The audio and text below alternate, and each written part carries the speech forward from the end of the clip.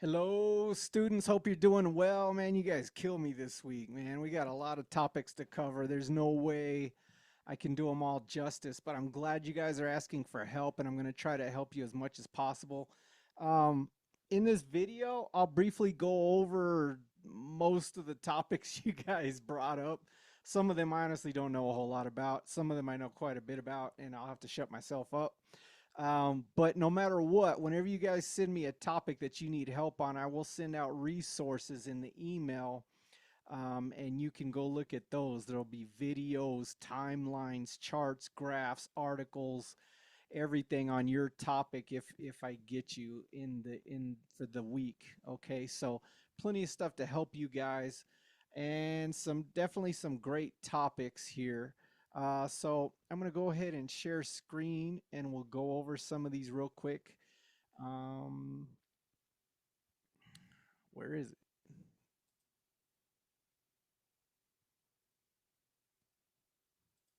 It's the big green one, dummy. Okay. Uh, yeah, here we go. Okay, I'm not gonna start with that one.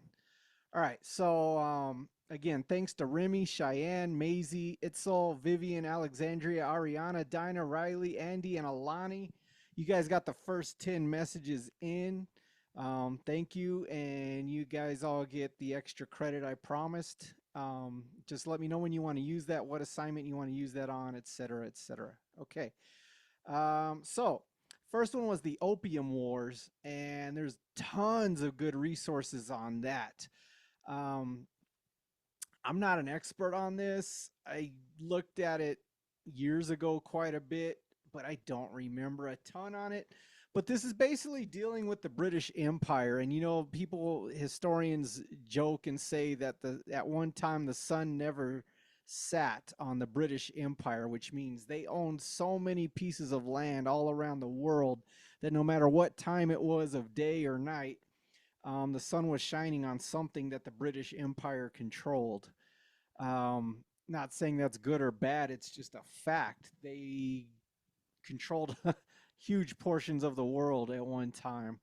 Um, so, anyways, this had to do with China mostly, but India as well later on.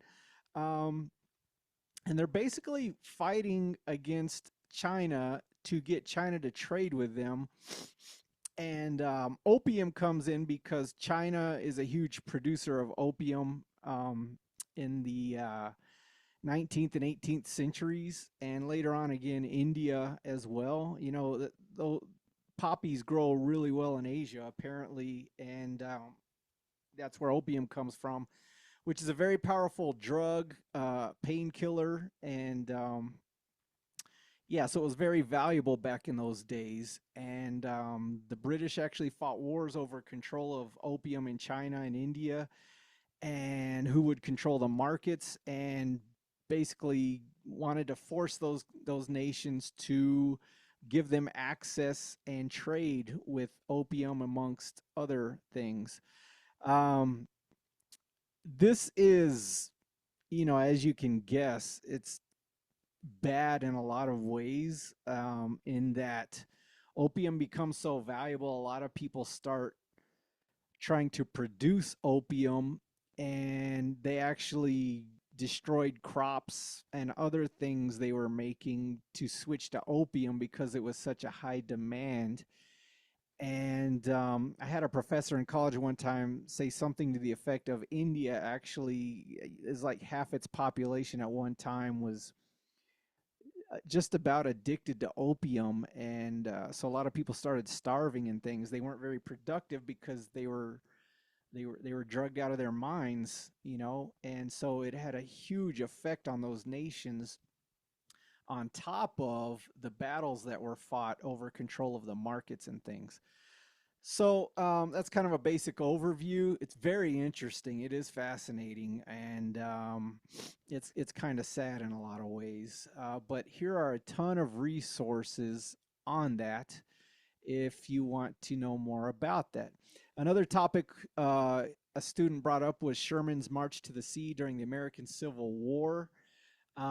This is where the North gets very serious about um, ending the war and getting it done and over with, because so many people are dying and it's causing so much damage to industries and crops and homes and families. It's bad. So they have a thing they call total war, where they're going to destroy anything useful in the South. They destroy railroad tracks. They destroy dams, bridges, roads, kill all the livestock, anything they could use for food. It sounds very cruel, and it is, but it's mainly to get them to surrender so they can stop killing each other, because it's taking such a toll on the nation. Um, so, yeah, it's kind of cruel, but it's also probably necessary, because the South was very dedicated to not giving up, not surrendering. They believed in their states' rights, and they were basically married to the whole institution of slavery for their economy, and they did not want to give those things up. So, anyways, Sherman's march had a huge part in ending the Civil War, although people in the South hated him and it was very destructive. Anyways, here's some videos and more resources on that fascinating time period in American history and very sad. Somebody asked about supply and demand charts. So there's a lot here, and I was going to talk you through one of these basically real quick. I think I have an extra credit video on this too. If you guys need that or you want that, just shoot me a message and I'll send that out to you. And you can send me your notes on the video and get extra credit just like this one. But yeah, so oh, briefly, a supply and demand chart it looks like this. So you have price on the x-axis and the quantity on the y-axis, okay? And where those meet is called equilibrium, which is where a company would make the most of a product. I like talking about donuts a lot because donuts are good. So let's use donuts as an example, okay? So we got a donut shop, and let's say we want to know how many donuts to make. That would be the supply. How many donuts should we make to make the most money at our donut shop? And so ideally, you would want to work toward equilibrium. So we would make, say, 200 donuts in one day, and we would sell exactly 200 donuts in one day, and we're getting the highest price possible to sell all 200. So let's say we could make 200, we want to sell them all. You don't want donuts going to waste, or you're wasting your money as a producer. So that's where the equilibrium would be. Now, so if we can make 200 on the supply chart, we have to figure out what P1 or the price is that people would pay for those donuts. And I'll show you more on that in just a second. But if you charge too much for the price, um, so we'd go up here more, okay? You can see that the demand slides over to the left. So instead of meeting here, if we jacked up the price on our 200 donuts, okay, it would be over here, okay, for the price, and the demand will go way down, okay, depending on how much you jack up the price. And again, I'll show you an example of this in just a second, okay? So you have to match the demand and the supply to get the optimal amount of profit and the optimal amount of sales, okay? And then people get their donuts. Excuse me. So that's what this is showing, is at what price. So if this was, say, $1 a donut, they'd want this many.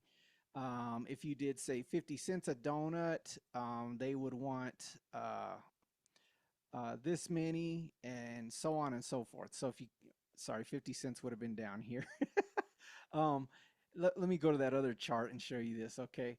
So let's say you're going to charge, they say pink knees here. Let's act like they're fancy donuts, okay? If you charge $16 for your fancy donuts, um, you would sell, let me back up and start at equilibrium here. I don't want to confuse you guys. The equilibrium would be make 20 fancy donuts and sell them for 24 bucks each. Okay, you'd get the highest price and you'd sell all your donuts. Okay, I hope that makes sense.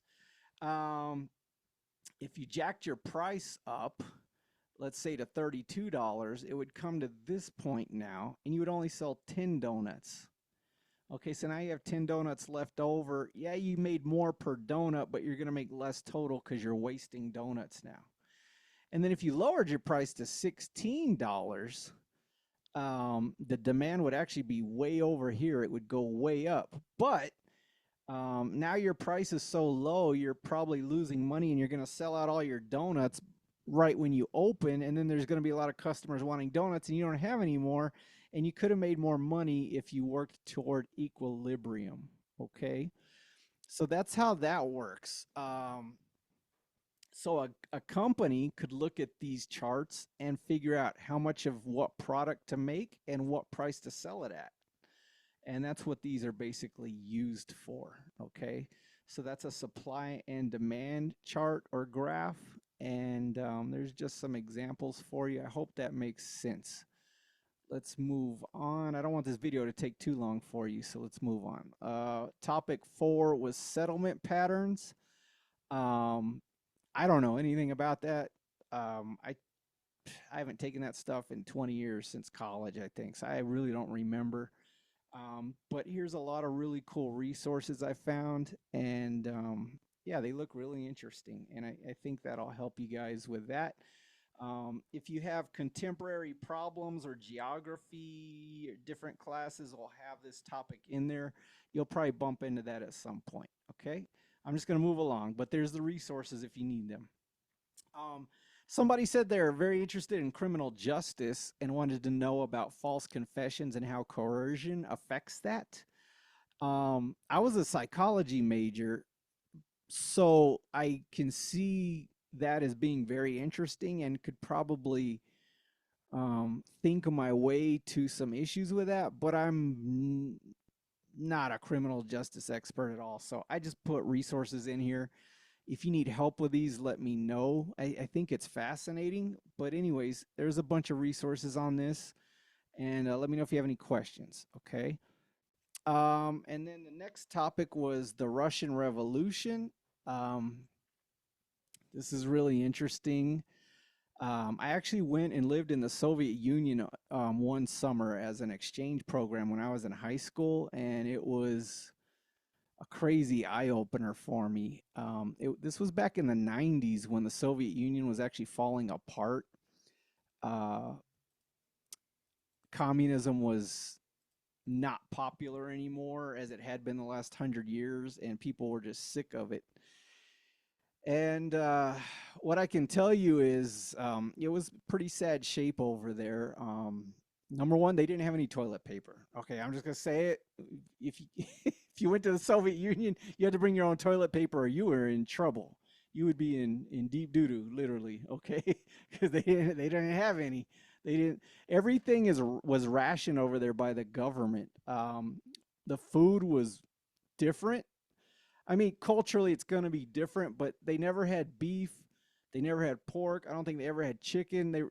Most people are very poor, and there's not any groceries anywhere. So most people grew stuff in their gardens and raised most of their own food.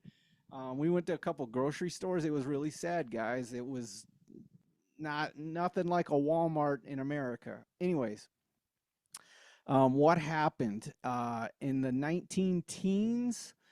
There was a lot of unrest in Russia. They had a king. They lived under a monarchy, and there was a lot of people in really bad shape, starving. They weren't doing very well, and they got sick of watching all the rich aristocracy that hangs out with the king. And as you've probably noticed through history, the socialists, the communists, they always get people riled up by saying, "Let's go get those evil rich people." And it worked. And it was mostly the college kids and the high school age kids that led the revolution. And they overthrew the government, the monarchy, and killed the whole family pretty much, or shipped them off to gulags out in the Siberian forest, and where it was freezing. And yeah, they did that, and the communists took over, which were the Bolsheviks. And yeah, they basically wanted to make everybody more equal and let the people have control of all means of production, the normal socialist playbook. And basically, over the next 100 years, 30 million people in Russia would be killed, executed for not doing what the government wanted. And those people lived in fear for generations. And it was terrible. It's awful. And that's usually how that turns out. So pretty sad time. Talking to the people over there, they hated it, and one of the jokes they would always say was, "Yeah, we pretend to work, and the government pretends to pay us." And basically their way of saying it doesn't work and it's bad, but there's nothing we can do about it. So, anyways, here's some really good resources on the history of it. It is very interesting. And there's a movie that came out in the 70s that was pretty big called Dr. Zhivago that kind of shows some of these events. It's not the greatest movie, I'll be honest. It's definitely kind of old looking. It didn't age well, but if you want to see an interesting movie about the life and times of this time period, that definitely has some of that in it. There's a lot of love scenes and stuff, which I'm not a big fan of, but if you can sit through that and get through that, there are some neat events that are somewhat historically accurate shown in there. Anyways, let's move on. Then we have the Green Revolution. Agricultural technologies are updated and changed and supposedly will save the world and supposedly will help with climate change and all that too. And anyways, there's a ton of resources here. I don't know a ton on the history of that, so I'm just going to let that sit. But there's a ton here, guys, if you need that, okay? And then topic 8 was forms of government. Somebody asked about totalitarianism versus others. And I could probably talk about that for about 2 to 3 hours. And there's no way I should be doing that in this video. So here's a ton of resources. But I'll just throw a couple tidbits out at you. Number one, our founding fathers, if you read James Madison's notes, who was the main nerd for the founding fathers that did a lot of the research throughout history on types of governments and what they should create for America, he put so much work and thought into that. And you can read his notes, and you can also read the Federalist Papers, which talk about chunks of it in great detail. And these men were brilliant and did a ton of research, and I think they did about the best job in history. Um, they studied all the way down to the ancient Greeks, Romans, the Bible, ideas in there. We have a ton of ideas in our government and our laws from the Bible, which is a good thing for the most part. And Aristotle was huge. He was a philosopher in ancient times and a brilliant guy. And he didn't quite get it all right, but they studied his ideas on types of governments. And I won't go into that right now, but you can see the 3 forms of governments according to Aristotle here. It's really good stuff, guys, and it explains a lot. He keeps it very simple, and the founding fathers tried to kind of work off of his model. And it is fascinating what they discovered. I'll just say this. A lot of people today like to talk about America being a democracy, and I don't think they mean what that term originally meant. Sometimes I'm not sure what they meant. Technically, we're a republic where we elect representatives that will go and represent different areas of the nation and our best interests, and then they will vote on things to make laws, basically. And then we still have local and state government, which was kind of new when our country was formed. Um, so, yeah, we're technically not a democracy in terms of being like a direct democracy like the ancient Greeks. They did city states, and many of those city states would just be everybody shows up and votes, and that's what happens. And so you basically have rule of the mob or rule of the majority, and our founders were terrified of that and thought that would be about the most awful thing that could ever happen. And what they wanted to do was protect minority groups or small groups of people from being ran over by another group. So they put all these tools and devices into our Constitution to limit the power of government and slow it down over time. And I think they did a really good job. I think 200 years later, it's easy to see a couple corrections we could have made, but overall, they did a really good job for being the first ones to ever try it that way. And so James Madison said, for example, that pure democracy worked great for the ancient Greeks in their city states because in those city states, most of the people were homogenous or the same. They did the same jobs, had the same skills. Like maybe they all were fishermen out on the ocean nearby. So they're going to have very much the same interests. And he said that works for them. But if we did that in America with this big country with people with different skills living in different geographies with different resources, he said we just be constantly stomping on each other because we will not have the same interests. And so I think he was very brilliant to realize that and study that and not do that. Um, and also, whoever was asking about the totalitarian governments, the more control a government has and the bigger it gets, I think is the worse it is. You can see right now with President Trump and his government going through the spending of our government, just so much waste and fraud and corruption. And the more government you have, the more you're going to have that. And it's really sickening to me. So, anyways, good examples of totalitarian governments were Stalin in the Soviet Union. It had mass graves of 30 million of his own people because they wouldn't do what he said. The Nazis were a good example of a totalitarian government. They took away free speech. They took away weapons to defend yourself. They shipped people off like cattle and killed them. I mean, it's the same thing the Soviet Union did. And it goes on and on and on. China under Mao, Cuba, when the Castros took over, just started shooting people in the streets. It's terrible. Terrible. We don't want that. We don't ever want that. We want to limit the power of government. That's one thing I think we can learn from our own country.